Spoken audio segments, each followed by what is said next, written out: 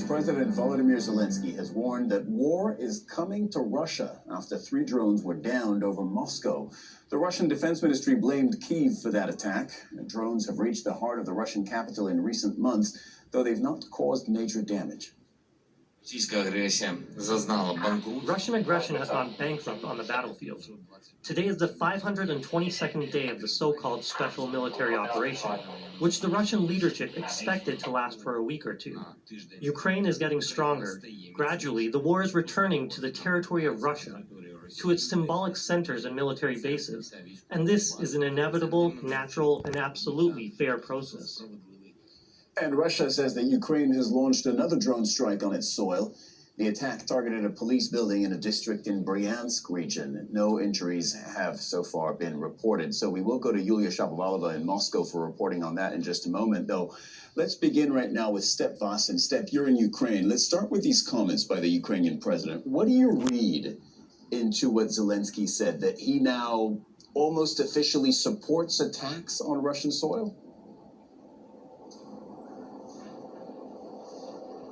Well, these are very interesting comments indeed, and it could be hinting at a new strategy from the side of Ukraine, in which it wants to involve basically the Russian population more into this war, because until now Russia's population hasn't felt much of the war, and these drone attacks in Moscow, in the political and economical heart of Russia, could of course put pressure from the population, the Russian population, on President Putin. But this is so far, of course, pure speculation. He hasn't said anything like that, but this is what you could read into it. They have also not officially claimed these attacks on Moscow on Sunday. But while Russia's population is not feeling much of the war here in Ukraine, of course, it's a completely different story. Every day, the Ukrainian population feels the results of the war. There are attacks nearly every day. And as we speak, just before we went on air, there was an attack in Kryvyi, where also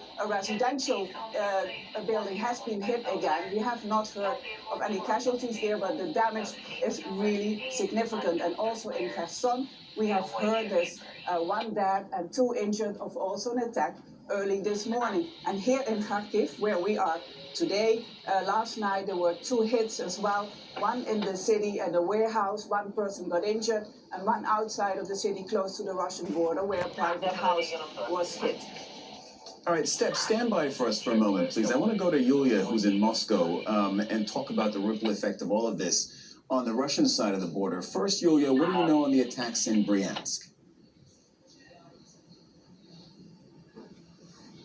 Yes, according to the Russian side, a Ukrainian drone struck a police station with no casualties there.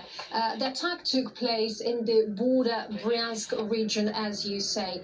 So basically, that's the official information we have. So people are getting used to wake up to the news like that, unfortunately. Also, earlier on today, a UAV crashed in a farm near Taganrog in the southern Russia. And according to local residents, a car caught fire there, and one of the houses was damaged. And there are also reports that the locals had to cope with the consequences of that attack themselves. They had to extinguish the flames themselves.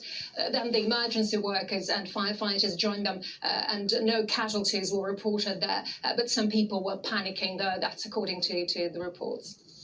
Yulia, tell me a little bit more about whether all of this is moving the needle for the Russian public in any significant way, because drone attacks yesterday on the capital, I know there wasn't that much damage, but symbolically really significant. Those pictures carry weight.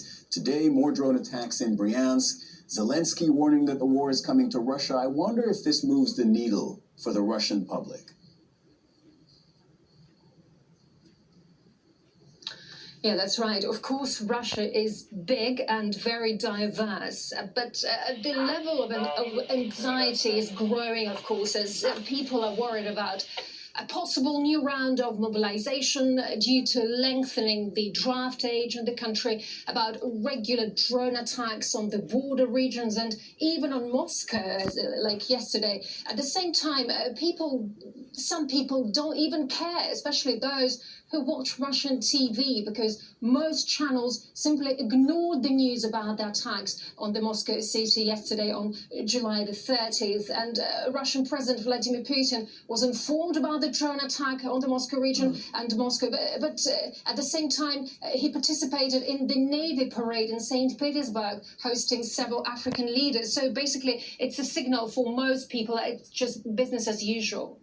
Okay, that's all really interesting context. Business as usual. In that case, let me take it back. Thank you, Yulia. Let me take it back to step.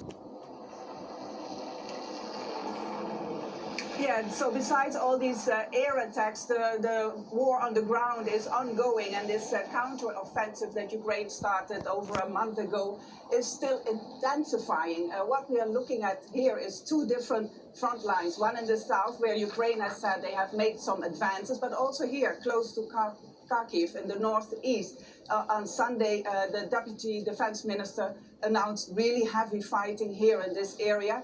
Russian forces have really been pushing hard, she said, but Ukraine has managed to recapture those positions. We can't independently confirm this, but this is coming from the Ukrainian government. So this counteroffensive is really picking up, I have to say. So there's really heavy fighting here. We don't hear much about any casualties or how exactly these advances are going, but this is definitely happening right now. Nice step.